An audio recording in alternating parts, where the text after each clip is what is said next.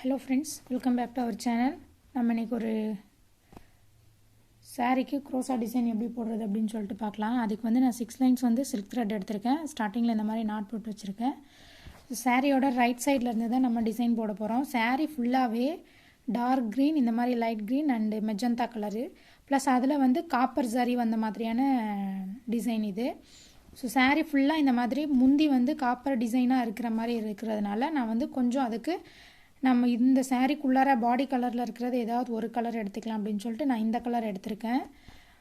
So வாங்க design போட போகலாம். ஸ்டார்டிங்கில் நீடியில் பாஸ் பண்ணி த்ரெட்டை பேக் சைட்லேருந்து ஃப்ரண்ட் சைடுக்கு மூவ் பண்ணி லாக் போட்டுக்கலாம். பக்கத்துலேயே இன்னொரு சிங்கிள் crochet போட்டுக்கலாம். சிங்கிள் crochet போட்டுட்டு த்ரெட் இந்த மாதிரி ஹோல்ட் பண்ணிவிட்டு நான் வந்து இன்றைக்கி இந்த மாதிரி பீட் வந்து ஆட் பண்ணிக்கிறேன்.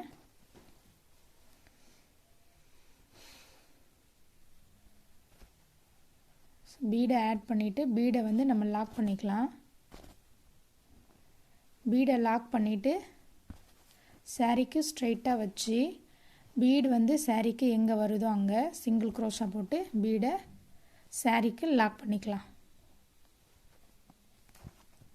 பாருங்க இந்த மாதிரி பீடை லாக் பண்ணதுக்கப்புறமா சிங்கிள் செயின்ஸ் வந்து 4 சிங்கிள் செயின்ஸ் போட்டுக்கிறேன். 2 3 4 4 சிங்கிள் செயின்ஸ் போட்டுட்டு சிங்கிள் செயின் போட்டது வந்து சாரிக்கு ஸ்ட்ரைட்டாக வச்சு எங்கே வருதோ அங்கே ஒரு சிங்கிள் crochet போட்டு லாக் பண்ணிக்கலாம். லாக் பண்ணிவிட்டு 6 செயின்ஸ் போட்டுக்கிறேன். 3 4 5 6 6 சிங்கிள் செயின்ஸ் போட்டுட்டு இந்த 6 சிங்கிள் செயின்ஸுமே சாரிக்கு ஸ்ட்ரைட்டாக வச்சு எங்கே வருதோ அங்கே இல்லாமல் கொஞ்சம் உள்ளார தள்ளி ஒரு 2 செயின் இல்லை ஒரு செயின் வந்து உள்ளார தள்ளி லாக் போட்டுக்கலாம். லாக் போட்டுட்டு மறுபடியும் 4 சிங்கிள் செயின்ஸ் போட்டுக்கிறேன். ஸோ 4 சிங்கிள் செயின்ஸ் போட்டுட்டு அதையுமே சாரிக்கு ஸ்ட்ரைட்டாக வச்சு எங்கே வருதோ அங்கே சிங்கிள் crochet போட்டு லாக் போட்டுக்கலாம். லாக் போட்டதுக்கப்புறம் நான் வந்து இப்போது நம்ம முன்ன பார்த்த மாதிரி பீடை வந்து ஆட் பண்ணிக்கலாம்.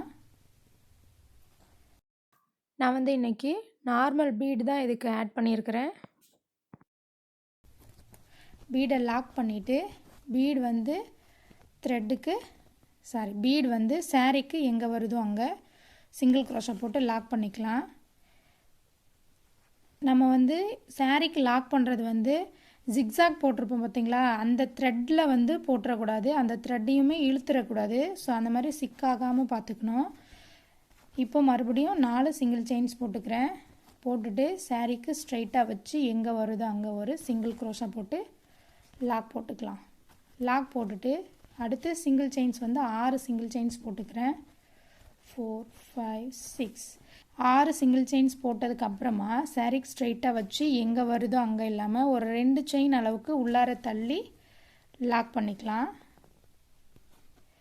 லாக் பண்ணிவிட்டு இப்போ மறுபடியும் 4 செயின்ஸ் போட்டுக்கிறேன். 1 2 3 4 4 செயின்ஸ் போட்டுட்டு இதை வந்து நம்ம சாரிக்கு ஸ்ட்ரைட்டாக வச்சு எங்கே வருதோ அங்கே சிங்கிள் crochet போட்டு லாக் பண்ணிக்கலாம். ஸோ மறுபடியும் பீடு இப்போ ஆட் பண்ணிக்கலாம். ஒரு பீடு 4 செயின்ஸ் சாரிக்கு லாக்கு, 6 செயின்ஸ் சாரிக்கு கொஞ்சம் உள்ளார தள்ளி லாக்கு, மறுபடியும் 4 செயின்ஸ் அது சாரிக்கு ஸ்ட்ரைட்டாக எங்கே வருதோ அங்கே லாக்கு, நெக்ஸ்ட்டு பீடு. ஸோ இதே மாதிரி தான் நம்ம ரிப்பீட்டடாக இதில் பேஸ் லைன் வந்து பண்ணிட்டு போகிறோம். 4 செயின்ஸ். இன்கேஸ் வந்து நான் எக்ஸ்பிளைன் பண்ணுறது ரொம்ப ஃபாஸ்ட்டாக இருக்கிற மாதிரி இருக்குது அப்படின்னா வீடியோவோட ரைட் சைடில் வந்து செட்டிங்ஸ் பட்டன் இருக்கும்.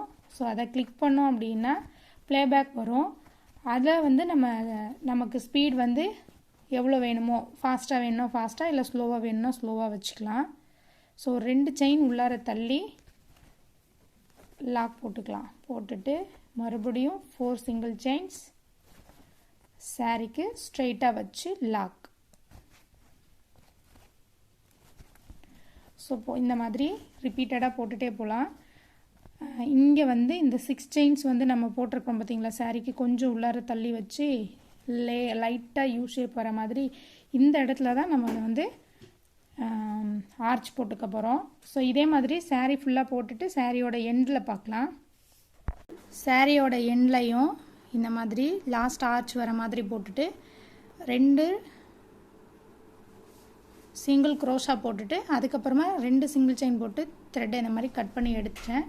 ஸோ பேஸ் லைன் இந்த மாதிரி வந்திருக்கு. ஸோ இப்போ இதுக்கு மேலேயே நம்ம வந்து செகண்ட் லைன் எப்படி போடுறது அப்படின்னு சொல்லிட்டு பார்க்கலாம். ஸோ அதுக்குமே நான் ஸ்டார்டிங்கில் த்ரெட்டை இந்த மாதிரி நாட் போட்டு வச்சுருக்கேன். 6 line silk thread same colour தான் எடுத்திருக்கேன். ஸோ இதை வந்து நம்ம சாரிக்கு இங்கே ஸ்டார்டிங்கில் வந்து லாக் பண்ணிக்கலாம். லாக் பண்ணிவிட்டு இப்போது இங்கே சிங்கிள் க்ரோஷா போட்டு லாக் பண்ணியிருக்கோம் பார்த்தீங்களா ஃபஸ்ட்டு, அது மேலேயே இன்னொரு சிங்கிள் க்ரோஷா போட்டு சாரிக்கு செக்யூர் பண்ணிக்கலாம். செக்யூர் பண்ணிவிட்டு இப்போது இங்கே வந்து ஸ்டார்டிங்கில் சிங்கிள் செயின்ஸ் போட்டுக்கலாம். பீடுக்கு மேலே வர மாதிரி நான் வந்து 5 சிங்கிள் செயின்ஸ் போட்டிருக்கேன். ஸோ அது கரெக்டாக இருக்கும். பீடு பக்கத்துலேயே சிங்கிள் க்ரோஷா போட்டு லாக் போட்டிருக்கோம் பார்த்தீங்களா, அது மேலேயே இன்னொரு சிங்கிள் க்ரோஷா லாக் போட்டுட்டு இப்போது 4 செயின் கேப்புக்குள்ளார ஒரு சிங்கிள் க்ரோஷா போட்டுக்கலாம். பாருங்கள் இந்த மாதிரி வரும் பார்க்குறதுக்கு. இப்போது நீடில் மேலே 2 டைம் வந்து த்ரெட் எடுத்துக்கிட்டு 6 செயின் கேப் இருக்குது பார்த்தீங்களா உள்ளார, அதுக்குள்ளார த்ரெட் எடுத்துக்கலாம். எடுத்துகிட்டு ட்ரிபிள் க்ரோஷா போட்டுக்கலாம். ஃபர்ஸ்ட் எண்டில் 1, நெக்ஸ்ட் எண்டில் 1, நெக்ஸ்ட் எண்டில் 1. ஸோ சேம் மறுபடியும் அதே மாதிரி ட்ரிபிள் க்ரோஷா போட்டுக்கலாம். நெக்ஸ்ட் எண்டில் 1, நெக்ஸ்ட் எண்டில் 1. ஸோ இப்போ இந்த 6 செயின் கேப்புக்குள்ளார எவ்வளோ ட்ரிபிள் க்ரோஷாஸ் பிடிக்குது அப்படின்னு சொல்லிட்டு பார்க்கலாம். ஸோ அதே அளவு தான் நம்ம அடுத்து இருக்கிற கேப்புக்குள்ளாரையும் நம்ம ஃபில் பண்ணிக்க போகிறோம்.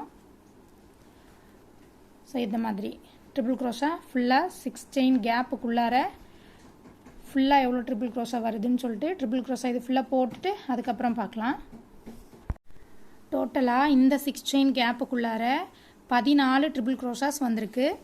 ஸோ இப்போ ட்ரிபிள் க்ரோஷா போட்டு ஆனதுக்கப்புறமா நம்ம இங்கே 4 செயின் கேப் இருக்குது பார்த்தீங்களா, அந்த கேப்புக்குள்ளார ஆர்ச்சை வந்து சிங்கிள் க்ரோஷா போட்டு கம்ப்ளீட் பண்ணிக்கலாம். இப்போ கம்ப்ளீட் பண்ணிவிட்டு இப்போ நம்ம பீடுக்கு முன்னாடி சிங்கிள் க்ரோஷா போட்டு லாக் பண்ணியிருப்போம். ஸோ அது மேலேயே இன்னொரு சிங்கிள் க்ரோஷா போட்டு லாக் பண்ணிக்கலாம். லாக் பண்ணிவிட்டு சிங்கிள் செயின்ஸ் வந்து நம்ம ஸ்டார்டிங்கில் 5 போட்டோம். இப்போவும் மறுபடியும் சேம் அதே 5 சிங்கிள் செயின்ஸ் போட்டுக்கலாம்.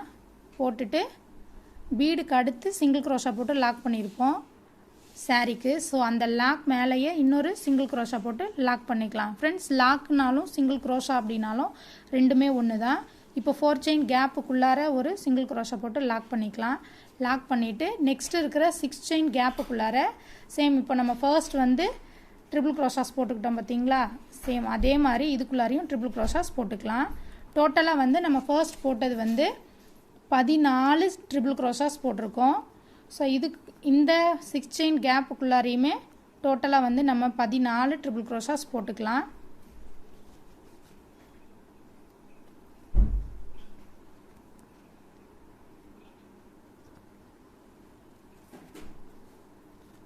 ஸோ மறுபடியும் இந்த கேப்புக்குள்ளார 14 ட்ரிபிள் க்ரோஷாஸ் போட்டுட்டு அதுக்கப்புறமா பார்க்கலாம்.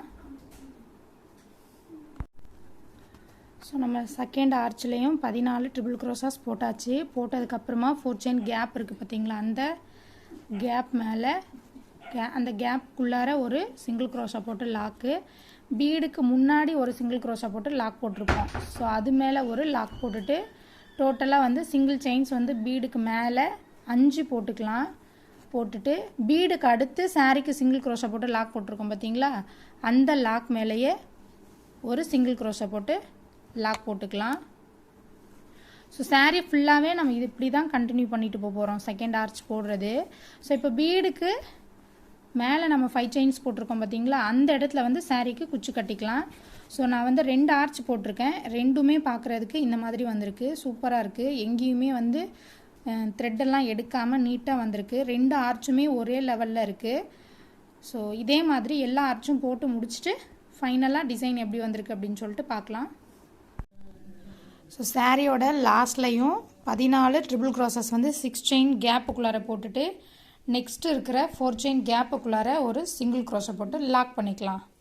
லாக் பண்ணிவிட்டு நம்ம இங்கே வந்து 2 டபுள் க்ரோஷா போட்டிருக்கோம், 2 சிங்கிள் க்ரோஷா போட்டு சாரீக்கு லாக் பண்ணியிருக்கோம். ஸோ 2 சிங்கிள் crochet மேலேயும் ஒவ்வொரு சிங்கிள் crochet. ஸோ டோட்டலாக 2 சிங்கிள் crochet போட்டுட்டு 2 சிங்கிள் செயின்ஸ் போட்டுட்டு த்ரெட்டை கட் பண்ணிடலாம்.